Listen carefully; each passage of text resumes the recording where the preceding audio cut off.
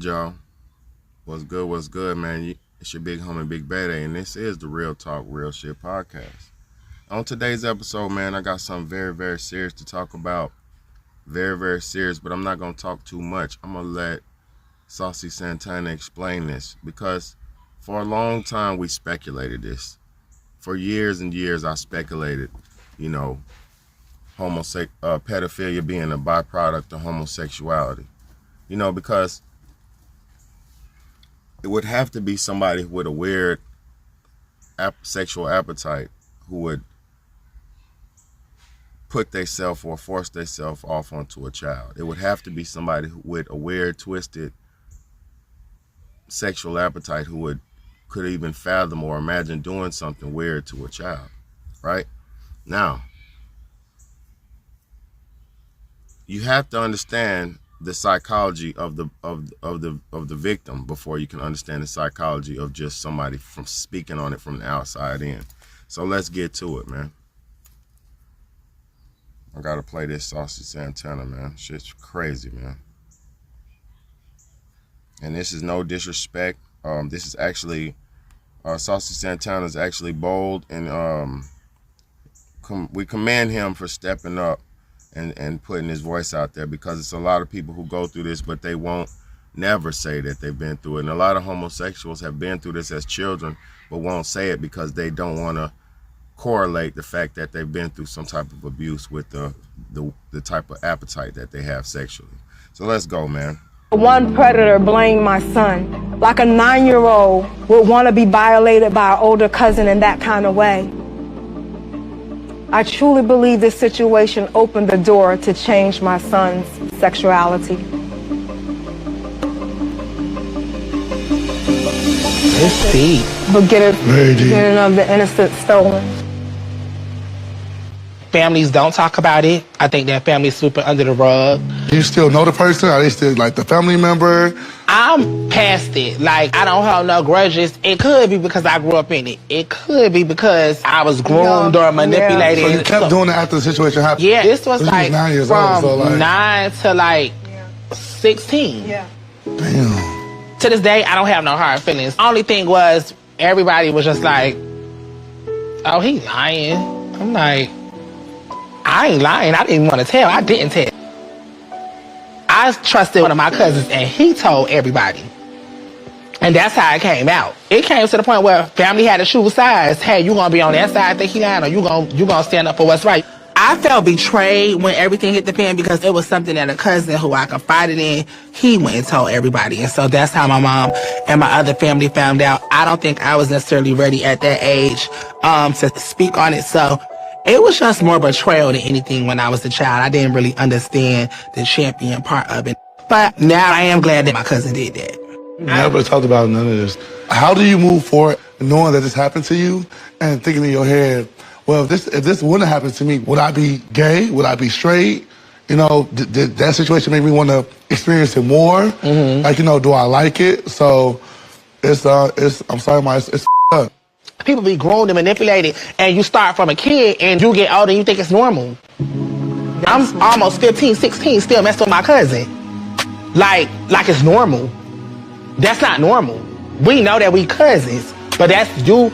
I'm still in the closet. I'm still a kid still. Like, you do what I know. Children are easier to manipulate. Children are not grown. Their mind is not fully developed. When you're a kid, you're easily influenced. That's why older men prey on younger girls, younger boys. It was hard for me. Me personally, I can't blame them 100% for my sexuality, because I do remember as a kid messing with other boys, playing house. But you thought that it would be your life already at 5 or 6 years old, that you would? I'm not thinking as far as my life, but I don't know. I haven't really grasped what that is. I think my feelings with men doesn't have nothing to do with the situation. I remember liking boys from when I was a little kid, before any abuse. It's your mom. I just felt like I failed you. I don't think that you should carry that, because you was on top of everything, you just didn't know. It still don't make it feel better. Yeah, I'm shocked. And that's why I want your permission, because I would never do this if you like, Mom, No. Yeah, and that's why I could give you my blessing of my experience and you as my mama to tell how you felt, because it's so many people that's gonna be like, oh my God, I would have never said that, but that same thing happened to me. Just in coming from a mother's dynamic is so strong. I think people need to hear it. I think my mom's book is so important. I think that it's going to be an eye-opener for LGBT and the church. You have a lot of LGBT that's scared to go to church because of how church people could be so condemning. And I think it's great for people in the church to see you have to love everybody.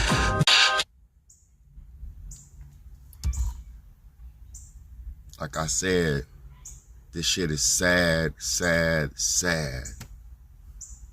You know, hearing that from him gives me more respect and more compassion for gay men, because for a while I used to think a lot of gay men were just freakazoids chasing booty around. But when you sit down and you listen to the psychology of a man who's been through it, who's been abused, and who's been through it, and then you could sit back and kind of rationalize a little bit of what he's been through, it makes you show a little bit more compassion and a little bit more respect, because to get abused from 9 to 16 from your family is crazy. Now, let me say this. I've been through abuse before. I've been through sexual abuse before, but I've never been penetrated or no crazy shit like that.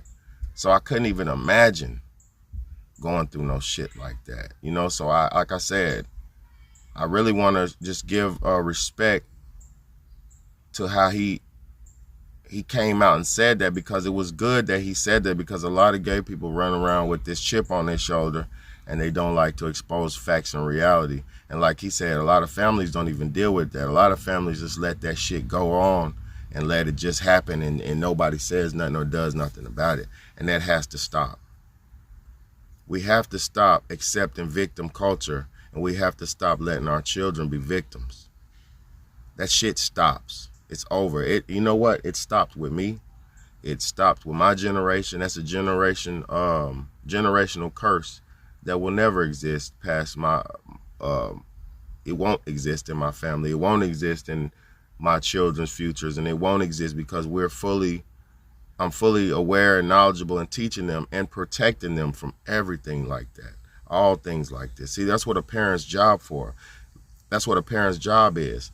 Did you hear his mother say she felt like she failed him?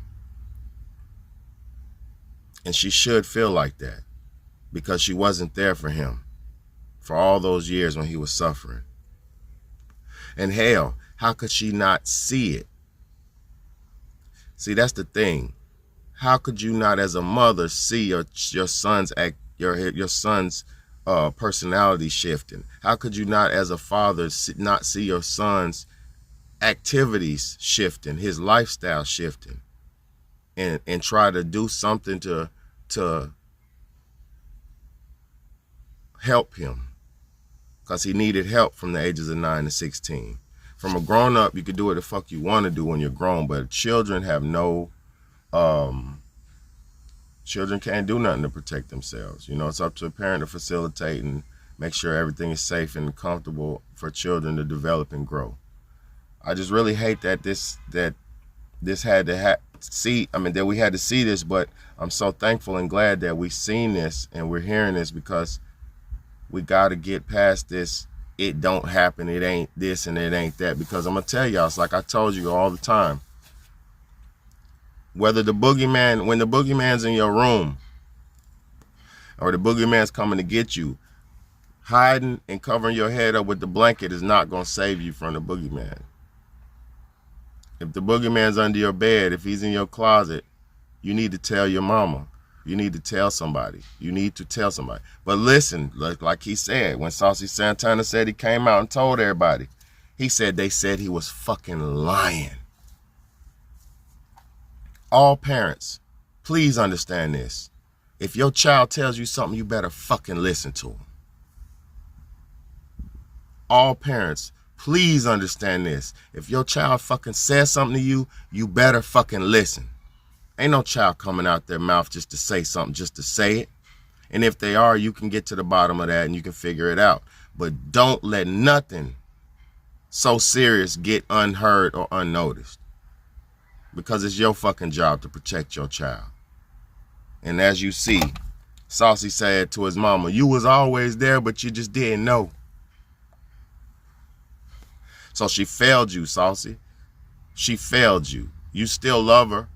We love our parents, but a lot of our parents failed us because they didn't protect us and they didn't provide for us decent lives.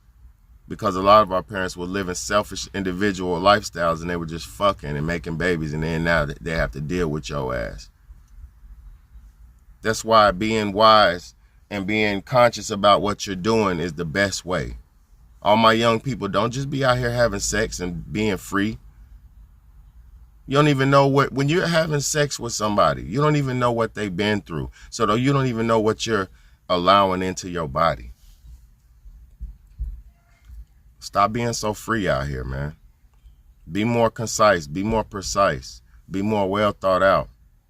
Because what we're actually experiencing is each other's traumas. And if you're not ready to take on somebody else's trauma, it's going to become a part of you regardless, because you're becoming one with that person. You're entering that person. So watch where you fucking enter. All doors are not meant to walk through. Just because the door is open don't mean you need to go in there. Have some dignity about yourself. Have some self-respect about yourself, and say and speak out whatever's going on. If something's happening, you speak out so it can stop happening. And if you're scared of the motherfucker who's doing it to you, get away. Go to the police. When you're at school, tell somebody. Little kids, don't be scared to tell nobody when you're at school. Tell somebody. The person who's abusing you is not your friend. The person who is hurting you does not love you. I don't care if it's your mother or your father. If they're somebody who's abusing you, they don't love you. So you need to tell somebody so you won't keep suffering. Because people like Big Bad, they love you. And there's people in this world who really love you and who won't take advantage of you. You are loved no matter what you're going through. And you're worthy, and you don't have to, and you do not deserve abuse. You do not deserve this. It's not you who did it to you. It's the person who did it to you. So go out, speak out, stand up.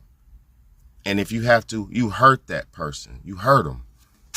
Hurt their ass. And I'm not promoting violence. I'm telling you, whatever you have to do to protect yourself and get out of that situation, you do it.